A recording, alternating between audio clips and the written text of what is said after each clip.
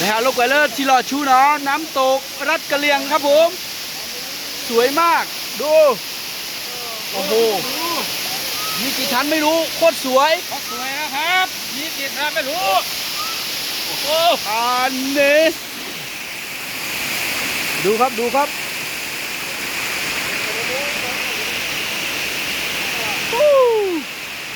เลอะข้างบนมีอยู่นะเดี๋ยวจะขึ้นไปให้ดูนี่นะเดี๋ยวขึ้นทางนี้ขึ้นไปถ่ายข้างบนโคตรสวยดูข้างล่างน้ำไหลเป็นชั้นๆสวยจริงๆ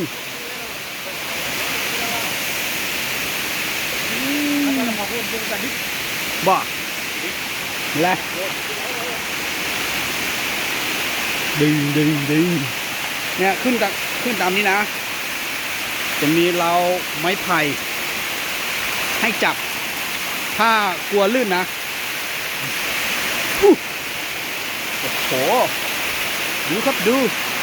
เหมือนกับขั้นบันไดเนี่ยโอ้สวยโอ้อะไรอะไรปืนอะไรเฮ้ยขึ้นมาแบบนี้ครับโอ้ว้าวยังสวยโอ้โหดูครับไหลมาเป็นชั้นๆเลยครับผม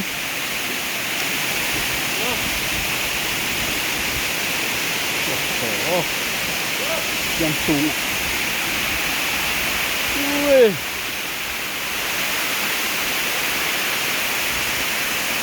โคตรสวย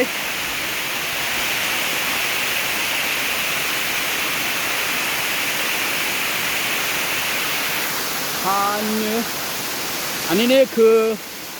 สถานที่ท่องเที่ยวไม่ได้ถือว่าใหม่นะแต่ว่ามันเก่าแล้วแต่ไม่มีคนรู้จักไง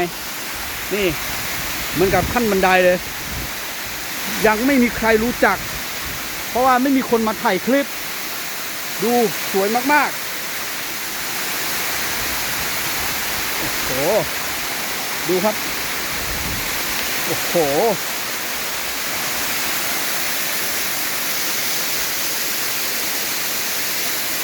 นี่นะโอ้โห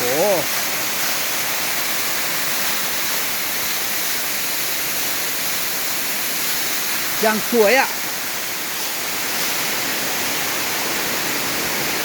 นะครับ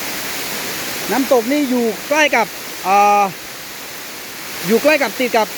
ชายแดนข้ามไปนี่คือแม่ระมาดนะครับแม่ระมาดแต่ข้ามมาอยู่ราชกะเหรี่ยงนี่คือมันจะตรงกับกองพลที่7อ่ะแม่ระมาดโคตรสวยอ่ะบอกเลยว่าสวยมากดูครับดูถ้าใครอยากมาเที่ยวก็ติดต่อหาได้นะครับเดี๋ยวพามาโอ้ดูสิอันนี้คือมาครั้งแรกเหมือนกันไม่เคยมา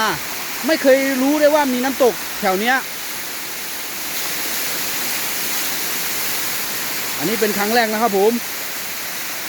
โอ้ขึ้นไปข้างบนอีกเหรอโอ้ไม่ไหวแล้วมั้งเดี๋ยวถ้าเกลบายตาบุยลี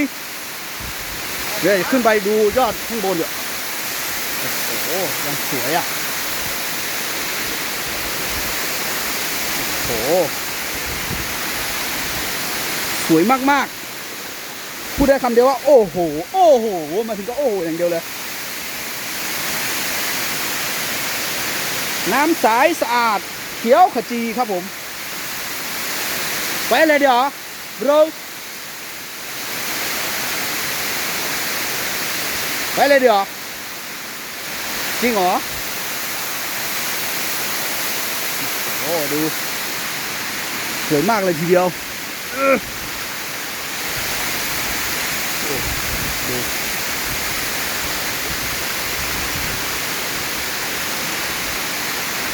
จะมีน้ำเป็นขังเป็นบ่อครับดูครับแต่มีคนมาเที่ยวอยู่แต่ที่นี่ไม่มี ไม่ค่อยมีคนรู้จักนะครับ บอกเลยว่าสวยจริงๆต้องมาเห็นกับตาตัวเองอ่ะจะได้รู้นี่นะครับไหลถึงตกถึงข้างล่างนู่นเลยนะจะมีหินเป็นชั้นๆแบบนี้มีผาเป็นชั้นๆแบบนี้ไม่ได้ขึ้นยากขึ้นง่ายมากไม่ลื่นด้วยโอ้เดี๋ยวสลับกล้องให้ดูเลยแววเห็นหน้าคนหล่อแล้วใช่ไหมครับนี่นะครับบอกเลยว่าสวยมากๆสวยจริงๆนี่อากาศดีสดชื่นมาอาบน้ำนี่โอ้โหบอกว่าเลยสดชื่นมากช่วงนี้แหละเป็นช่วงที่แบบจะกลายเป็นหน้าหนาวเลยใช่ไหมมาเที่ยวได้มาดูมาสูบบรรยากาศอากาศบริสุทธิ์นะครับอากาศบริสุทธิ์มากๆโอ้โหสวยพูดได้คำเดียวว่าสวยปังเห็นไหมโอ้